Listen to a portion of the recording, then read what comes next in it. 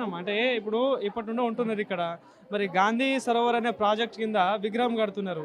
So ఏంటి అంటే మీరు ఇట్లాంటి పోరాటం చేయాల్సిన అవసరం వస్తుంది అనుకున్నారు ఎప్పుడైనా? అనుకుంటే ఎందుకు అనుకుంటామయ్యా? పోరాటం చేయాల్సి వస్తుంది, ఇండ్లు కూలగొట్టాల్సి వస్తుంది అనుకుంటే మేము ఎందుకు అనుకుంటాము ఇల్లు? మరి రాజశేఖర్ రెడ్డి ఉన్నప్పుడు ఏం చేసిండు? అప్పుడు ఇచ్చిండు పర్మిషను. కానీ ఇప్పుడు కూలగొడతామంటే ఎట్లా? కాంగ్రెసే కదా.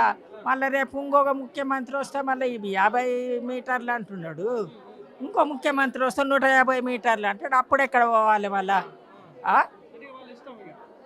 అదేనా? నేను అదే అడుగుతున్నా. వాళ్ళ ఇష్టమేనా? ఇప్పుడు నాకు ఒక పిల్లగాడు పుట్టి, ఓ తల్లికి ఓ పిల్లగాడిని కానీ ఉంటుంది, ఓ 10-12 ఏళ్ళు పెంచినాక గొంతు విసికి చంపుతుంది. చంపితే దానికి ఏం తప్పులేదా? కాంగ్రెసే ఇచ్చింది, రాజశేఖర్ రెడ్డే ఇచ్చిండు పర్మిషను. ఈయన ఊళ్ళో కొడతా అంటే ఏంది? మళ్ళీ కాంగ్రెస్ పేరు చెప్పుకోవడం ఏంది? గాంధీజీ పేరు చెప్పుకోవడం ఏంది? ఎందుకు చెప్పుకుంటున్నారు? ఆ పవిత్రుల పేరు ఎందుకు చెప్పుకుంటున్నారు?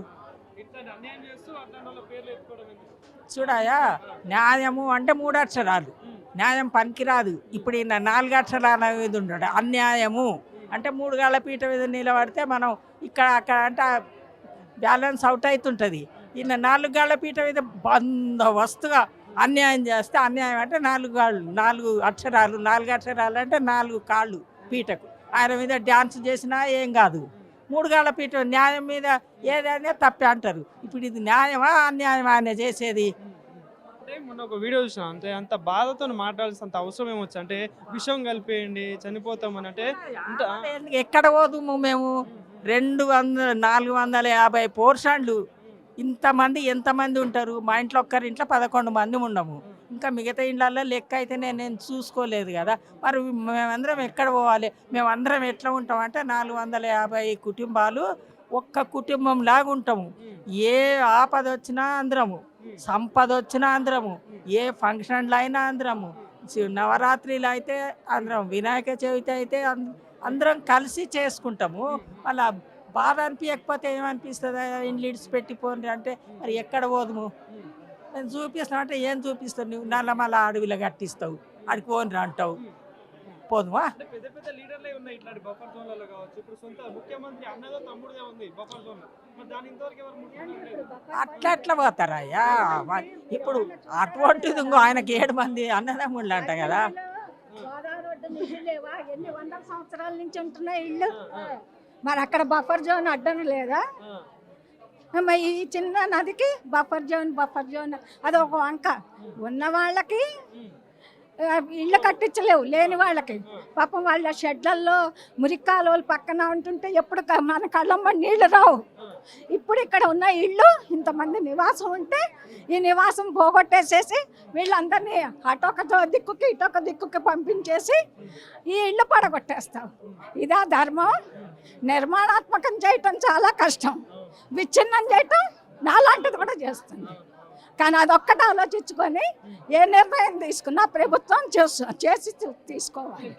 మధ్య తరగతి కుటుంబాలే కావచ్చు, వీళ్ళ మీద ఎందుకు పడతా ఉన్నారు అంటే బడా బడా బాబులు పెద్ద పెద్ద బిల్డింగ్లు కట్టుకున్నారు, వాళ్ళ జోలికి పోకుండా ఇంతసేపు వీళ్ళ మీదకి ఎందుకు అంటే ఏంటో మరి అది ఉద్దేశం? వీళ్ళు ఏం చేయలేరనా? అంతే కదండి. మా మీద ఏమన్నా పగనా? మేమేమన్నా పొరపాటు చేసినాం? మా 450 పోర్షన్లలో ఎవరన్నా నీకు వ్యతిరేకమైన పొరపాటు చేసినామా చెప్పు, మళ్ళా సరిదిద్దుకుంటాము. మేము చేసిన పొరపాటు ఉంటే ఇది ఉంటే సరిదిద్దుకుంటాం అని చెప్పు, సరిదిద్దుకుంటాము. లేదా నా ఇష్టం ఉన్నట్లు చేస్తాం. అన్నీ చూసే తీసుకున్నాం కదా.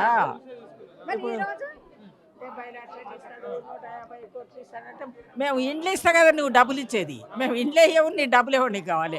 మా పరిహారం ఇస్తానంటే పరిహారం మణిహారం మాకు ఇవ్వడం ఆశపడతలేడు.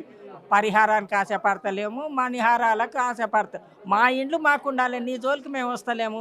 అయ్యా మేము బతకలేము, 10 రూపాయలు అని నీ దగ్గరికి ఎవరు రాలేదు, నువ్వు మాకేమి ఇవ్వలేదు మా అపార్ట్మెంట్ వాళ్లకు, నువ్వు మా దగ్గరికి రాకు. అంతే మేము కోరుకునేది అంతే. నాకు మా మీద ప్రేమ చాలా ఉంది కదా మీకు, మూసి నది పక్కన ఉండమని దానికి గోడ కట్టి అది క్లీన్ చెయ్యి, అదో పద్ధతి. ఇంకా మా పిల్లలు ఇంతమంది ఉండరు కదా, చిన్న చిన్న పిల్లలకు ఆడుకునికే స్థలం లేదు, దీని మీద స్లాబ్ వేయి, వాసన రాకుండా ఉంటుంది, గార్డెన్ పెట్టిపి పిల్లలు ఆడుకుంటారు. ఎంత నీకు ఫేమస్ అవుతావు అంటే అంత అవుతావు. ఇంకా ఐదారు సార్లు కూడా నీవే వస్తావు ముఖ్యమంత్రివి. ఇట్లా చేస్తున్నట్టుగా రేపు కూడా రావు మళ్ళా. కానీ ఇంత పెద్ద వయసు వాళ్ళను ఇబ్బంది పెట్టడం అవసరమా?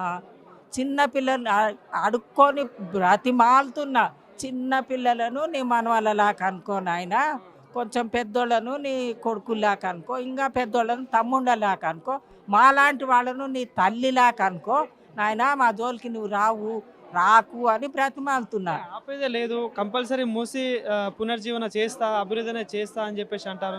నిన్న ఖమ్మంలో కూడా చూసినాం, చాలా దాదాపు 1000 కుటుంబాలని చూసి. ఏంటమ్మా ఒకవేళ వస్తే? ఆగేది లేదంటే మేము కూడా ఆగేదే లేదు, మేము కూడా వ్యతిరేకమే. ఈ రెండే పనులు ఆయనకి ఇబ్బంది లేకుండా చెప్పిన నేనైతే, నాకు దోసింది నేను చెప్పిన. నువ్వు ఖర్చు పెట్టకు, కష్టపడకు, నీళ్ళలో విషమన్నా కలుపు, లేకపోతే మేము రోడ్డు పోటు అనుకుంటాం, బుల్డోజర్ తీసుకొని అన్నారా. రెండే పనులు నీకు చెప్పింది. ఎక్కువ మాట్లాడలేను నేను, నాకు ఎక్కువ మాట్లాడడానికి ఆయాసం వస్తుంది, చేతనైతే లేదు. 86 సంవత్సరాలు నాకు. అంటే ఇంతమంది బాధలు వాళ్ళ దృష్టికి కనిపించట్లేవా? అంటే ఇంతమంది ఏడుస్తా ఉన్నారు, ఇప్పుడు మనం ఓట్లేస్తే గెలిచే నాయకులే వాళ్ళు. అదే నేను అడుగుతున్నా. ఇప్పుడు ఎవరు శాస్త్రం చెప్తారు చూడు, అన్నం పెట్టేటో భూ పెట్టేటోకే పెట్టాలంటారు. అమ్మకి అన్నం పెట్టలేదు, వెనకటికి భూ పెట్టేటోళ్ళకే గలీజుకుంది ఈ ఊర్లలో మాట ఇది. భూ పెట్టేటోళ్ళకే పెట్టాలని.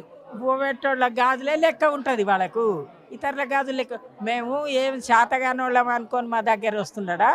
ఇట్లా రోడ్డు పొంటి నది పొంటి గూలగొట్టిండు చూడు, నది కాదు మూసి పొంటి గూలగొట్టిండు. పాపం గోడో అని గోడాడు. అయ్యా ఒక్క దోమను చంపాలంటే ఎంతో దోమ అంటే అపకారం మనకు కరుస్తుందని చంపుతాం. ఒక సీమను చంపాలంటే బుద్ధి పుట్టదు. పాపం దానంతా అది పోతుంది, మనం ఎందుకు చంపాలి దాన్ని అనుకుంటాం. ఏ దాన్ని అయినా కూడా చంపాలంటే, ప్రాణం తీయాలంటే మనసు ఒప్పదు. ఒక్క చిన్న ప్రాణం తీయాలంటే, ప్రాణం అందరి లోపల ఒక్కంతే ఉంటుంది, కానీ ఆ చిన్న జీవిని చంపాలంటే మనసు ఇంత 1000 మందిని చంపాలని నీకెందుకుంది? ఏం పగ మా మీద? మేమేం పొరపాటు చేసినాము?